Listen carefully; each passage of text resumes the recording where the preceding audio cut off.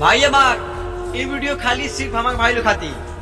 भाई हमार अगर कोनो केहू से सच्ची मोहब्बत कहो तक मौला हमार भाई, तो प्लीज हमारे भाई ये वीडियो को अंत तक देखे जाइए लो कि बता दिए हमारे भाई अगर केहू से प्यार कर हमारे भाई तो भगा के साथ मत कर लो भाई, भुला के भी कहा की भाई प्यार को सब केहू कैले हमारे भाई, लेकिन भगा के शादी मत कर लो। ऐसे कि हम बता रहे बानी भाई ऐसे कि जे हर वक्त देखा जाला कि भाई केहू ना केहू तो शादी करला, लेकिन भगा के शादी भुला के भी ना कर लो भाई।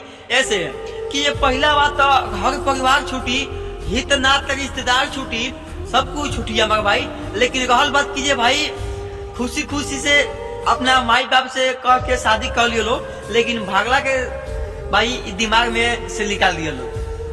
प्लीज भाई ये हमारे वीडियो को पूरा अंत तक देख के जाए कि कहल गल बा भाई हमार की जे जिंदगी में तो सब लोग खुश रहला हमारे भाई, लेकिन ये खुशी खाती एक एक वजह बा माई बाप। ऐसे कह अपन भाई हमार अगर शादी करे को होई तो अपने मम्मी पापा से बोल के शादी कर लो, लेकिन भाई दिमाग से निकाल दिया कि जो भगा के शादी करो।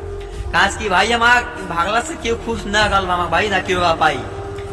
काश की जौन माई बाप पाल पोस के बड़ा कैले बा ओके मन में दुख लगी भाई हमार, और माई बाप के आशीर्वाद बड़ी भाग से मिलल हमार भाई। ऐसे भाई हम कहब कि जे अपने मम्मी पापा से बोल के शादी कर लियो लो, लेकिन भाई हमार लव स्टोरी के चक्कर में भाई भाग के शादी मत करियो लो, काश की जिंदगी खराब हो जाए हमारे भाई लोग। अगर जो भी हमारे भाई वीडियो देखा बनी और हमारा वीडियो अच्छा लगा था प्लीज तो हमारे वीडियो को पूरा अंत तक देख के जाए और कमेंट में बताएं हमारा वीडियो कैसा लगता।